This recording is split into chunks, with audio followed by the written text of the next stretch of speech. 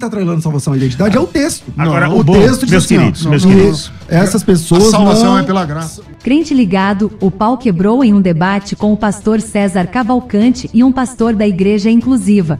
De verdade, a gente pode uma hora tratar esse assunto sem problema, mas eles não... O tema foi Igreja Inclusiva é Bíblica? Da outra vez a Lana Holder que levou umas pauladas. Eu me converto ao evangelho e sublimo a minha sexualidade, eu não a pratico. Então tudo Isso aquilo não que você falava era mentira? Não era mentira, era uma vontade de viver aquilo. Eu não, Então, mas eu era não verdade ou praticava. era mentira? Era verdade porque eu não estava com... Só que desta vez foi o pastor dela. Se liga nessa bagaça, crente ligado, eu fiquei aqui imaginando o J.A. e com a Priscila Alcântara assistindo esse conteúdo. Pensa como eles ficariam irritados com o pastor César, é de arrepiar isso aqui. Já vai atropelando Satanás aí. Sai da frente, Satanás! Olha, antes do conteúdo, se inscreva aí no canal e ative o sininho de todas as notificações. A maioria das pessoas que assistem nosso conteúdo ainda não é inscrito aqui.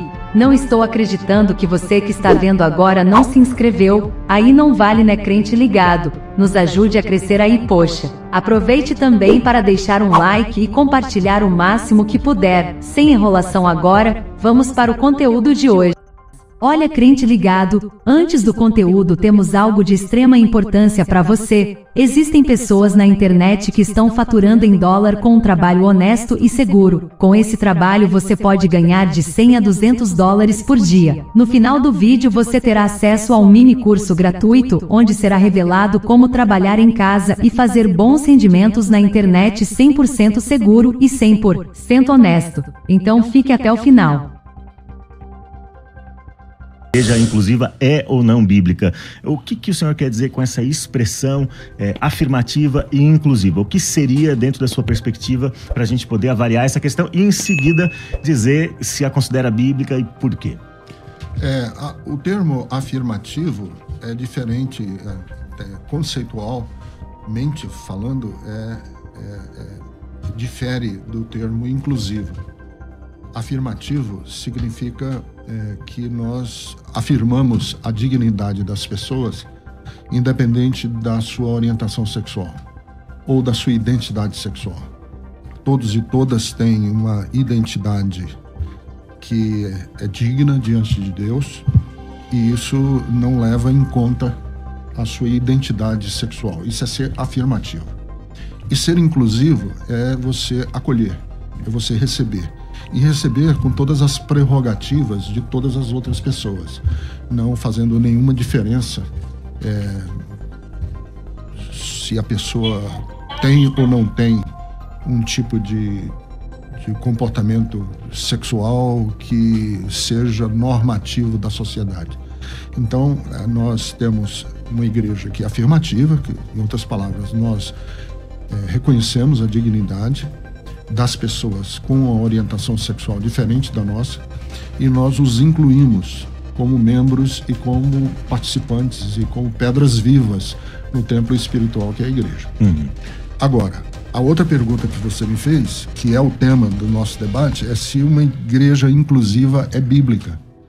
E aí, quando você faz essa pergunta, eu vinha no trânsito, estava todo parado o trânsito hoje até chegar aqui, me ocorreu sempre de fazer uma outra pergunta, muito típico de Jesus.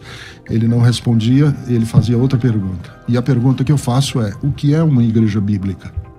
Quer dizer, quais são os parâmetros que nós vamos definir ou determinar para dizer que esta igreja é bíblica e aquela igreja não é bíblica? Então, E como que o senhor define isso? Eu digo que uma igreja é bíblica quando ela, porque somos cristãos, não somos judeus, quando ela alicerça os seus valores primordialmente no Sermão da Montanha. Porque ali, para mim, é o texto áureo, é o texto de ouro do Evangelho, ou dos Evangelhos, é o Sermão da Montanha. Então, para mim, uma igreja bíblica é uma igreja que tem a referência do Sermão da Montanha como valor e que tem a pessoa de Jesus como descrita nos Evangelhos como referência. Que a igreja bíblica, como definição baseada no ensinamento de Jesus, e aí eu coloco também os apóstolos, porque a Bíblia diz que a igreja é doutrinada pelos apóstolos, né? Então a doutrina dos apóstolos é importante, embora eu reconheça que exatamente como o pastor Ricardo falou, eu também reconheço que o cerne da doutrina de Jesus está em Mateus capítulo 5 até o capítulo 7, né? 5, 6 e 7. Ali é o cerne da doutrina de Jesus. O restante, ademais disso, é ele falando sobre aquilo tudo que ele falou nos 3 capítulos, no Sermão das Bem-aventuranças, e os apóstolos é que depois vão doutrinar a igreja. Parece que bíblica, baseada nesse princípio, ela sempre é inclusiva no sentido de que nela se inclui todas as pessoas, todos os pecadores. Agora, a igreja, especialmente no documento apostólico, não permitia, dentro da sua membresia, alguns tipos de comportamentos que incluem esse do nosso tema de hoje. Então, a igreja no primeiro século, a igreja bíblica, né, a igreja que está na Bíblia lá, não incluía. A história da igreja, historicamente, parece que estamos próximos de uma mudança grande nisso aí. O novo Papa, por exemplo, é mais simpático, pelo menos dos últimos papas aí, esse último Papa é mais simpático a esse tema do qual estamos discutindo aqui agora. Então, não sei, é bem provável que aconteça uma mudança. Por exemplo, eu estou falando dentro do nicho católico. E no meio evangélico, algumas igrejas que a gente nunca pensava que aderiria a gente está chamando aqui de inclusivo, né?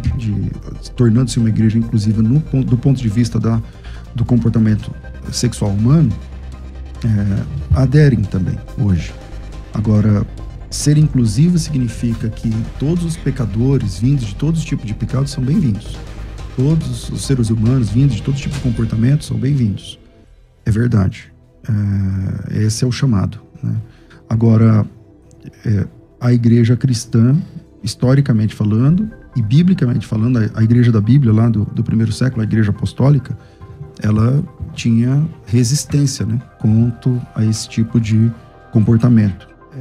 Dentro do Novo Testamento, em Coríntios, por exemplo, que é o texto mais forte, Romanos também, né, vai mostrar assim, claramente que a homossexualidade não era aceita dentro da comunidade cristã local.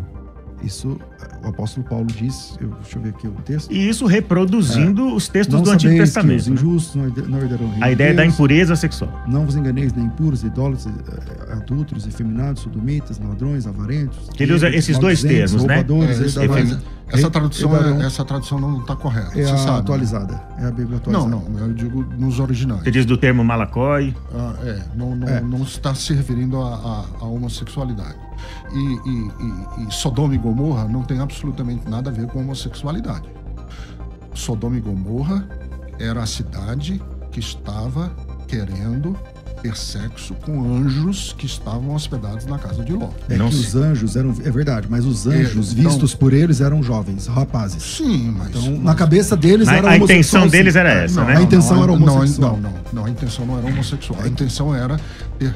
Porque no mundo antigo, inclusive o texto de Gênesis capítulo 6, os filhos dos homens, os filhos dos homens, filhos de Deus, tal. Então, aquele texto lá que provocou o dilúvio é que havia no mundo antigo a ideia de que ter sexo com anjos geraria uma raça de titãs, como os titãs da cultura grega. Quem eram os titãs? Eram semideuses, eram deuses e homens ao mesmo tempo. Então, o texto lá não de homossexualidade. O texto de Sodoma se diz que eram rapazes, porque a ideia angelical sempre foi masculina. Não tem nenhuma aparição de anja na Bíblia. É que assim, todas as vezes que aparecem anjos no Antigo Testamento, e até no Novo, eles aparecem... Eu não estou dizendo que eles se transformam em homens, mas a aparência deles masculina. É um jovem, um rapaz, um jovem, não tem asas, não tem nada brilhando, nem nada. É um homem ali. E a perspectiva da visão dos sodomitas, dos habitantes de Sodoma, eles queriam ter sexo, eles não sabiam que eram anjos. Mas eles não sabiam, lá no texto, eles não sabiam que eram anjos. O Abraão, por exemplo, hospedou anjos. Esses três anjos lá, esse é Gênesis 18 e Gênesis 19, né? No capítulo 18, esses três anjos chegam para falar com Abraão. Um deles continua lá com Abraão, e Abraão faz uma oração meio que intercessória, porque Ló estava na cidade de Sodoma, que Deus, através daqueles anjos, falou que ia destruir. 2 desses seres, desses anjos, que no texto, ora são chamados de Elohim, ora são chamados de anjo, ora são chamados de homens, por exemplo, eles vão lá para buscar o Ló. Quando os habitantes de Sodoma percebem esses rapazes, porque na cabeça de quem está vendo eram rapazes, e aí eles desejam ter sexo com Ló. Eu não me lembro com Ló, não, com esses rapazes, com esses anjos, nós sabemos que é anjo porque está na Bíblia, mas a aparência deles era de rapazes. E aí eu não lembro, só se o senhor me lembrar um texto, onde esses habitantes de Sodoma sabiam que se tratava de anjos. Não tem no texto. Não, claro que não tem. Mas a perspectiva e a percepção do mundo antigo da possibilidade de você hospedar anjos está no texto. Porque a Bíblia, inclusive no Novo Testamento, diz alguns hospedaram anjos. Mas o sem saber está no texto, né? Sem reconhecer. Obviamente que os habitantes de Sodoma, eles queriam ter relações com dois jovens que estavam ali. Mas esse texto... Mas é uma interpretação. Não é o texto, não estou interpretando. Mas só ver o texo. Sim. A interpretação é dizer que eles achavam que eram anjos. Aí o senhor que está interpretando. Mas eu não passo pano pro pecado. Eu não vulgarizo o temor de Deus. E eu quero andar segundo a vontade de Deus. Só que eu prefiro estar errado em nome do amor a estar certo em nome da intolerância. Porque se eu amar, e a Bíblia diz que aquele que ama é nascido de Deus, e se eu amar, porventura, no dia que eu me apresentar diante de Deus, esse amor que eu procurei ter, ele será maior do que as minhas falhas e os meus pecados. E obrigado, pastor, demais pela disposição de estar aqui com a gente, conversando com a gente sobre esse assunto tão polêmico que lhe é caro e custoso também, né? Não é só caro, é custoso. Pastor César. Vamos para o intervalo. Eu só entendo que o amor que nós podemos ter por nós mesmos, por qualquer outra pessoa, não pode estar acima do que a Bíblia revela, da palavra revelada. É isso aí. E lá no texto, a igreja do primeiro século não admitia. Então, é assim que eu penso. Queridos ouvintes, o pastor César, o pastor Gondim fez algumas afirmações aqui bastante contundentes e sensíveis. Ele diz que entre a compaixão e o texto, ele fica com a compaixão. Entre o acolhimento e o texto, ele fica com o acolhimento. Entre o amor e o texto, ele fica com o amor. Pastor César, é possível chegar a alguma definição desses termos? Amor, compaixão, acolhimento, sem que eles derivem da revelação de Deus na Escritura? Para falar sobre a Bíblia, não. Você precisa pautar no que a Bíblia diz. Então, vamos lá. Amor, como eu disse, super respeito a opinião do pastor Ricardo, mas não concordo nesse sentido. Porque, por exemplo, a Bíblia diz que Deus é amor. O amor não é um atributo de Deus. Não é um negócio que... O amor é a essência de Deus. Né? É a natureza. Não é que ele tem amor. Deus é amor. Né? E esse Deus que é amor em essência, ele exclui a pessoa cujo comportamento é homoafetivo. É difícil para mim falar homoafetivo porque eu brigo com o português também, né? Porque todos nós somos homoafetivos no sentido de ter afeto por pessoas da mesma que parecem com você, da mesma... Mas enfim, eu entendo as terminologias e vou ficar dentro delas.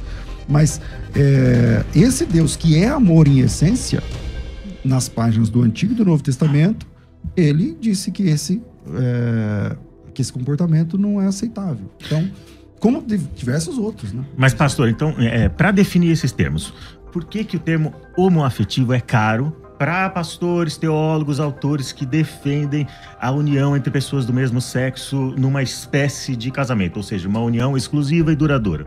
Os que nós usamos para a heterossexualidade. Não há restrição, não há diferença aí. Não há diferença. Não há diferença.